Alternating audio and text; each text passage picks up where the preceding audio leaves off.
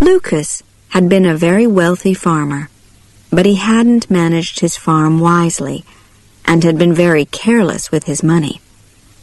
He realized too late what a fool he had been when he lost everything. Now he and his wife lived in poverty in a tiny house, which could hardly be called a house. The cracks in the walls made it impossible to keep warm. Rain came in through the holes in the roof. Their life was a constant struggle. They had always prayed for a child, but during their years of wealth, God had never listened. Now they were poor and had nothing, and his wife gave birth to a baby daughter. "Oh, what are we going to do?" his wife cried. "We don't have food for ourselves. How are we going to take care of this poor little stranger?" "We'll find a way," Lucas said. "She's a gift from God, so he'll help us find a way. But first we must have her christened. We must ask someone to be our daughter's godmother." They had no relatives in the area, so Lucas went to ask their neighbor's wife. "My husband and I are only poor peasants like you. Why should we add your child to our list of money worries?" was her answer. Lucas returned home with the bad news. "What can you expect?" asked his wife sadly. "When we were rich, everyone wanted to know us and be our friends. Even the mayor invited us to his home. But now we have nothing, and not even a poor peasant woman will help us." She was very worried about their little baby. Winter was almost at its end, but it was still very cold. At night the earth froze, and in the morning the houses and trees were covered in snow. They had no clothes for their child, only old bits of cloth, and her bed was the cold, hard ground. Lucas's wife kissed their baby and cried, "My poor darling, my poor little darling." Then suddenly a happy thought came to her. She told Lucas to go and ask the mayor's wife to be their child's godmother. She was godmother to the mayor's child and was certain that the mayor's wife would do the same for them. Lucas didn't feel so certain, but he went to ask her. With a heavy heart, Lucas walked past the fields and farm buildings that used to be his. He arrived at the mayor's house and gave his wife's good wishes to the mayor's wife. He then asked if she would be godmother to their child. "You know how hard things are at the moment," she answered. "Everyone's struggling. I can't afford to help someone as poor as you. Why are you asking me anyway? Isn't there someone else you could ask?" "Well, my wife is godmother to your child," he answered simply. "Oh, I see. So this is a debt that I have to repay, is it?" was her angry reply. "Is that the only reason your wife agreed to be our child's godmother? And tell me, what help is your wife to our child now when you have nothing? How dare you come to my home and insult me like this? I wouldn't be your child's godmother if you paid me in gold." Lucas left in tears. When he got home, he described what had happened at the mayor's house. His wife was desperately unhappy, but he told her not to be discouraged. He was going to take their child to the christening himself and ask the first person he met on the road to be her godmother. His wife, crying, wrapped their child in an old blanket to protect her from the winter winds and put her in her father's arms. Lucas dressed as warmly as he could and started on his journey. He carried his baby sadly but proudly along the road. After several hours, he saw an old woman, dressed in old, torn, dirty clothes, walking very slowly on her old, bent legs. He hesitated for a moment and then walked up to her, explained their situation, and asked her if she would be godmother to their baby. The old woman smiled warmly, took the tiny baby in her arms, and said, "Yes, of course I will. It will be an honor to be godmother to such a sweet little baby, whose father loves her so much." They continued together to the church. The priest was just getting ready to leave when his assistant hurried up to him and whispered that some people were arriving. "Oh, no," said the priest, who wanted to get home for his supper. "Who is it, and what do they want at this late hour?" "It's only Lucas," answered his assistant. "You know, the one who lost everything. He's as poor as the poorest peasant now." As they approached the church, the godmother saw that the assistant was whispering something unkind to the priest. So as they entered, she pulled from her old dress a golden ducat and pressed it into the priest's hand. The priest was amazed.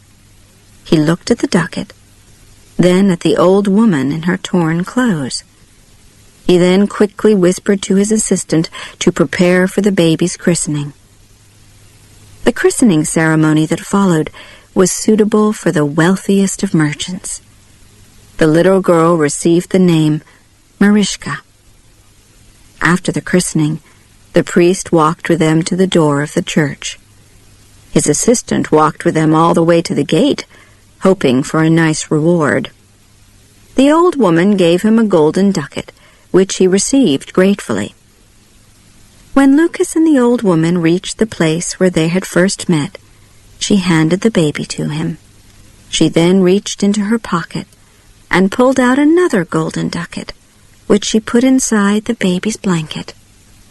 She smiled at Lucas and said, "This is my gift to your child. This will provide enough money to bring her up well and give her everything she needs. This child will bring you and your wife great joy and comfort, and when she grows into a woman, she will have a long and happy marriage." The kind godmother then touched the ground, and suddenly a beautiful rose bush appeared, covered in sweet-smelling flowers. Lucas bent down to admire the lovely flowers, and then turned to thank the old woman. But she was gone. He was amazed and confused. "Goodbye," he called. "Thank you, kind godmother." He stood there, holding little Marischka, looking all around him. He would probably have stood there for hours if Marischka hadn't started crying for her supper. So he began walking, and as he walked, he thought about all the wonderful things that had happened to him that day. At one point he stopped and felt in Marischka's blanket to make sure that the ducat was still there, that he hadn't dreamed it. He took it out, and suddenly it became 10 ducats and fell out of his hand all over the ground. Again he stood there not speaking, full of amazement. He gathered the ducats up, laughing, put them in his pockets, and almost ran with Marischka back to his home. Lucas's wife had been waiting anxiously at home, hungry, thirsty, and cold. There was no food in the house, and no money. She was very surprised when Lucas ran in with a happy smile on his face and told her all about the kind godmother. When he finished, he told his wife to take the godmother's christening gift out of Marischka's blanket. The wife reached in and pulled out the ducat. Suddenly there were 10, 20, 30 ducats. She cried out in happiness and surprise. The ducats flew out of her hands and rolled all over the floor. They both began to pick the ducats up, but wherever there was one, another 10 appeared. In the end, there was a beautiful golden pile shining in front of them. They fell onto the floor, laughing and crying at the same time. Then Lucas's wife was suddenly full of fear. Could this money be an evil curse? Maybe the woman is an evil spirit who wants to buy our souls. Lucas laughed. Don't be silly, he told her. What evil spirit would go into a church? But Lucas knew this godmother wasn't an ordinary woman. Maybe she was a good spirit, sent by God to help them. He warned his wife, however, that they must guard their secret. He told her to hide the money and not tell anyone the true story. He then took 1 ducat for the mayor to change so he could buy eggs, flour, bread, and milk. When he asked his wife what else he should buy, she immediately answered, "Our land, our house, our animals, our fields." "Tomorrow morning," Lucas replied happily. Then his wife became very serious and said, "But Lucas, please manage them more carefully this time." Lucas took her in his arms and told her quietly, "I promise to do this, for you and our child. I've been very silly and caused us much unhappiness and worry, but I've learned my lesson. Please believe me." He then left to get their supplies. While he was out, his wife sat holding her baby and dreaming happily about their future. After some time, Lucas returned with the mayor's servant, who was carrying buckets of fresh milk, a basket of eggs, and some wonderful cakes. "The mayor's wife sends her good wishes to you both, and has sent me to help you in any way I can," the servant told her. Lucas's wife thanked her, and watched as the servant then began preparing a fine soup for them on the fire. Lucas had also bought 3 soft feather beds, which he put by the fire. The next day, Lucas went to buy back their farm. The mayor's wife was extremely curious to know how Lucas and his wife had become wealthy again since his visit to their house the day before. So while Lucas was out, she visited his wife and asked questions. But Lucas's wife didn't give away their secret. She just told her that Marischka's godmother had very kindly given them enough money to help them start again. After the mayor's wife left, Lucas's wife sat by the fire, thinking about their kind godmother. She thanked her for giving them a second chance in life. Lucas did buy back all their property, and this time he managed it wisely. He built handsome, solid farm buildings and a beautiful house for his family. He bought the very best animals, and in the fall, his fields were full of healthy golden wheat and corn. His farm became the best in the region. Lucas and his wife were loved and admired as they were good neighbors, generous and helpful to any poor farmer who was having bad luck. Marischka was a wonderful child. She gave Lucas and his wife great joy and comfort, as her godmother had said she would. When she became a woman, her beauty attracted a wealthy prince who asked her to be his wife. She married him and lived a long and happy life.